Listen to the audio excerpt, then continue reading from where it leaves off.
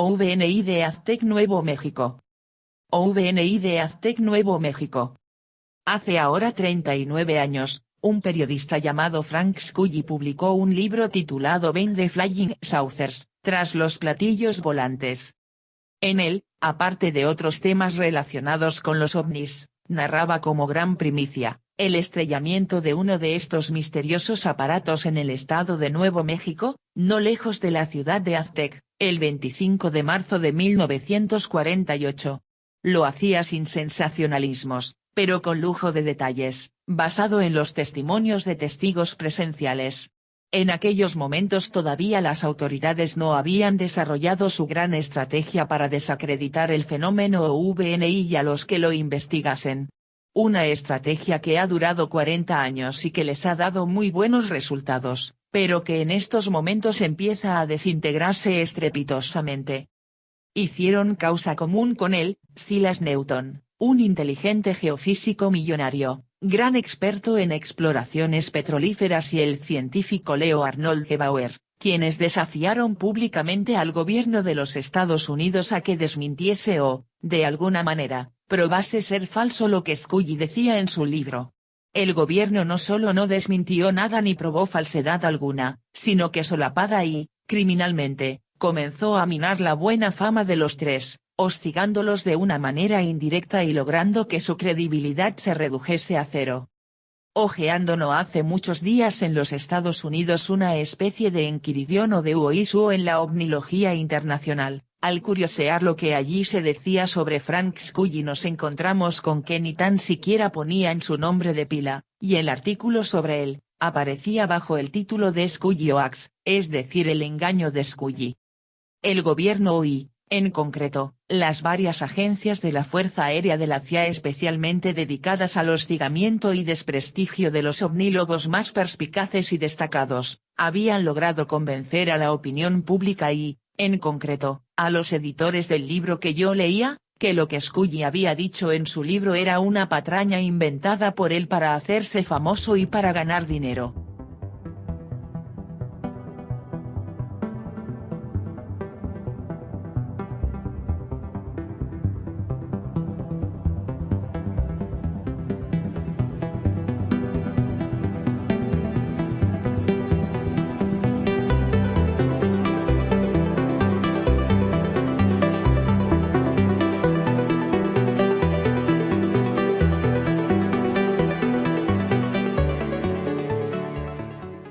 El 25 de marzo de 1948 tres diferentes radares, uno de ellos experimental y muy potente, detectaron sobre los cielos del suroeste de los Estados Unidos un objeto volante no identificado.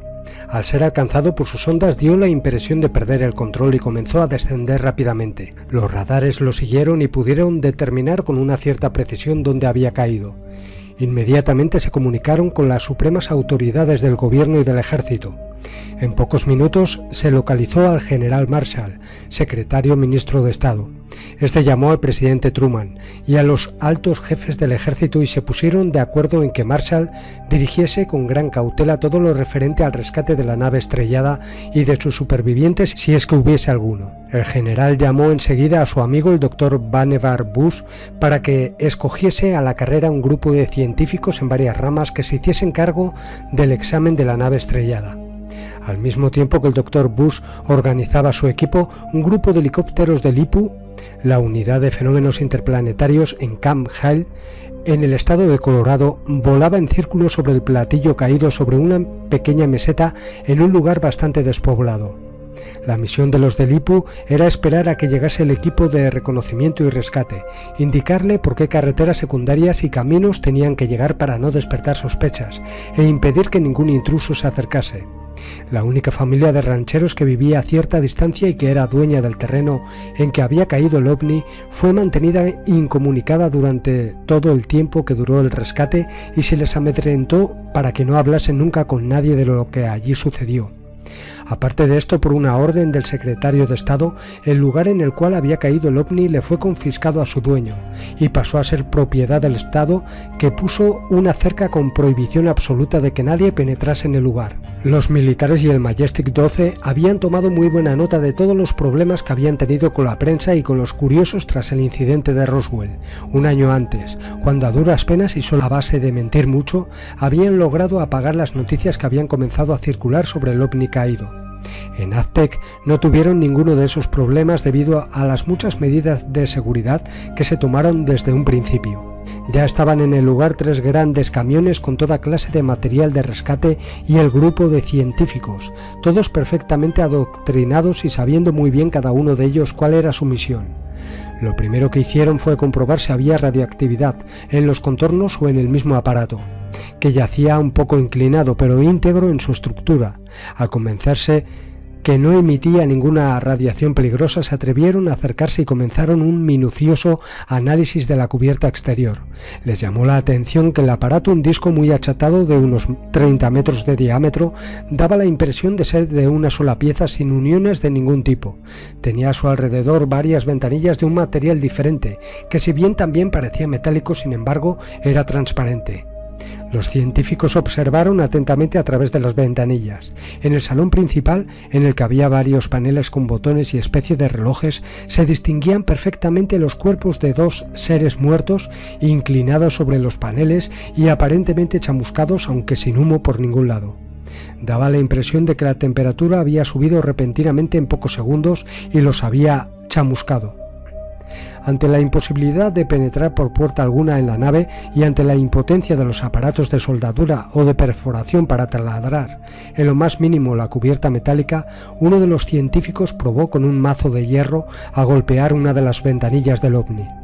Tras haber presentado una fuerte resistencia, la ventanilla fue cediendo hasta que por fin se logró abrir un hueco en ella. Entretanto, los científicos habían seguido pensando en cómo lograr acceso al interior y observando minuciosamente por las otras ventanillas todos los aparatos de mando que había en las consolas. Uno de ellos observó en una de las paredes un botón que parecía el control para abrir alguna puerta. Hicieron un palo largo con una rama de los pinos que rodeaban al aparato, la afilaron y cuidadosamente la introdujeron hasta presionar el botón. Como por arte de magia, una puerta se abrió deslizándose hacia abajo en la pared de la cabina. Hubo un momento de sobresalto, pero superada la sorpresa y llenos todos de una viva emoción, fueron entrando con cautela en el interior de la nave, teniendo cada uno en mente su tarea de acuerdo con su especialidad. El doctor Detlev Wolf-Bronk, por ejemplo, fisiólogo y biofísico muy conocido entre los medios científicos, no solo en los Estados Unidos sino en todas las universidades del mundo, miembro del Consejo Nacional de Investigación, consejero médico de la Comisión de Energía Atómica, coordinador de investigación de la Oficina de Cirujanos de la Fuerza Aérea y director del Instituto de Neurocirugía, entre otros títulos, se dirigió enseguida a los cadáveres para examinarlos in situ. Posteriormente mandó sacarlos del aparato y ordenó que trajesen del equipo criogénico necesario para conservarlos.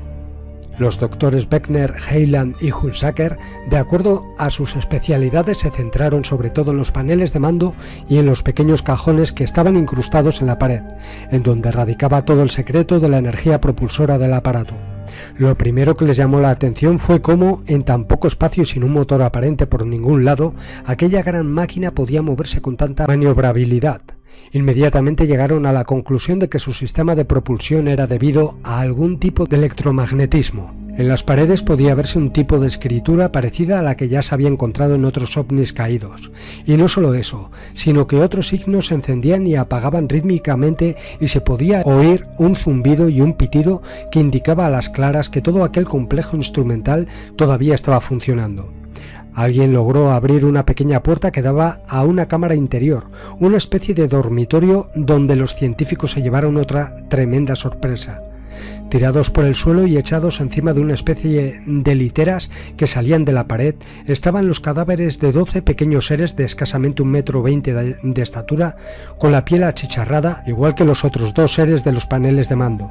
El doctor Bronk mandó sacarlos enseguida y colocarlos en el suelo fuera de la nave, donde los cubrieron de hielo seco hasta que fueron trasladados a Los Álamos. El problema con que ahora se encontraban era cómo transportar aquella mole de 30 metros de diámetro, una vez que todos los instrumentos probados para dividirla en partes habían fracasado. Las sierras y taladros de diamante y los aceros más sofisticados con que contaba la ciencia se rompían o desafilaban a los pocos segundos. Un científico encontró la solución. Buscando minuciosamente por la parte interior de la nave, descubrió unas discretas llaves que se repetían a distancias fijas. Abrió una de ellas y notó que aparecía una especie de ranura que se continuaba hasta el fondo de la pared de la cabina. Aquello resultó ser el secreto para el desmantelamiento de la nave. Accionando todas las llaves, el platillo se desmembró en gajos como si fuese una naranja. Con todo cuidado fue cargado en grandes camiones y trasladado provisionalmente a la base de Los Álamos, donde fue ensamblado de nuevo y donde estuvo por algo más de un año. El viaje duró una semana, pues evitaron pasar por lugares poblados, por lo que muchas veces tuvieron que improvisar puentes, avanzar a campo a través, abrir caminos nuevos y cerrar el tráfico por horas en carreteras muy transitadas. A la hora de irse, el Dr. Bush tuvo mucho cuidado de borrar todo resto de evidencia de lo que allí había pasado. Dio orden de limpiar por completo el área, borrando todo resto de aceite o grasa y no dejando ni un tornillo ni la huella de una rueda. Sin embargo, no pudo volver a su estado inicial los pinos y arbustos que habían sido aplastados por el peso del ovni, y por si acaso rodeó todo el área con una fuerte tela metálica con el consabido letrero de no traspasar propiedad federal. Estos muy resumidos fueron los hechos tomados del voluminoso libro de 625 páginas de William S. Steinman. Han habido más de 30 ovnis estrellados conocidos y otros tantos que los controladores que rigen las naciones nos han ocultado. El Dr. George C. Tyler y el fotógrafo von Poppen, que estuvieron también muy relacionados con el estrellamiento de Aztec, fueron silenciados. Nicholas von Poppen fue contratado por el científico Eric H. Wang, especialista en metalurgia, para que le hiciese cierto tipo de fotografías muy técnicas de la cubierta del ovni, en las que von Poppen era experto. Von Poppen hizo su trabajo a la perfección y, estando ya allí, recibió la orden de fotografiar todo lo que había en el platillo, incluidos los tripulantes muertos. En total hizo más de 200 fotos, de las que guardó algunas copias.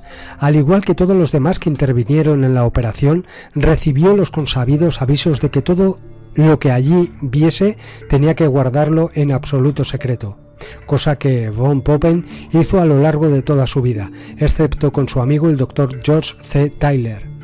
A este le contó en secreto todo lo que había visto dentro del platillo volante, y por él sabemos otros detalles. Por ejemplo, le dijo que había 15 máquinas muy bellamente soldadas al piso que parecían pequeñas computadoras que únicamente le habían prohibido fotografiar la parte central del panel, donde había unos cables de cobre a su alrededor.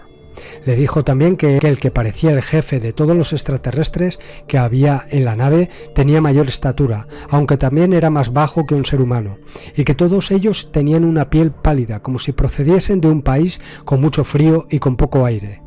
El Dr. Tyler no fue capaz de contenerse y fácilmente hablaba de ello, aunque lo hiciese en secreto con mucha gente. Pues bien, tanto von Poppen como Tyler murieron inesperadamente en circunstancias muy extrañas.